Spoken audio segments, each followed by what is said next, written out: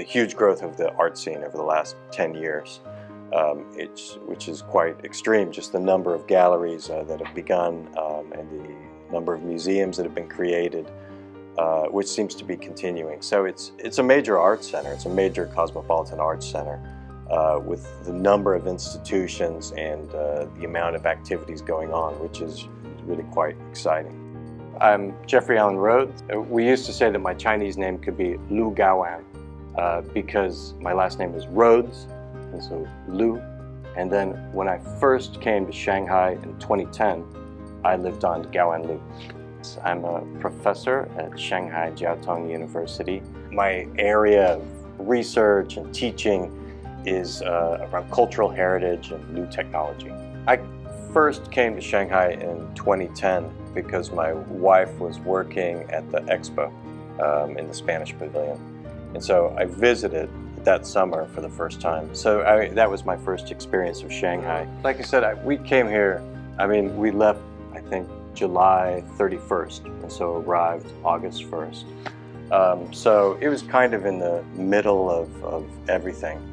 The biggest factor for us was at the time our son was 1.5 years old. So traveling with him, and so he's 1.5 years old, so that means 1/3 of his life had been spent during the pandemic.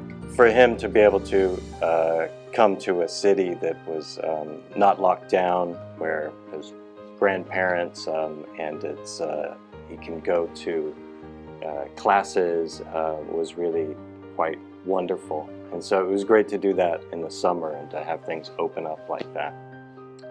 But it was I'm really grateful for the efforts that everyone made to get us here. I know it was quite tricky at that time, especially at that time. But it was very well run. What a huge thing to go through the process of testing so many people every day and going through the process of quarantine, and it is quite an organizational process. It seems now, being here now, that it's taken on a very important role in the city, like art production, art exhibition, and how it's used to change neighborhoods, neighborhoods that are developing into a different type of area, and the role of the art gallery in those places. It's interesting, right? This museum in Xintiandi uses life-size sculptures, right, to recreate this moment in modern history. So sculptures of what happened, so someone can walk in and get a feeling for the past and a story from the past. And so modern history has a particular role in the city of people being able to see stories from the last 100 years.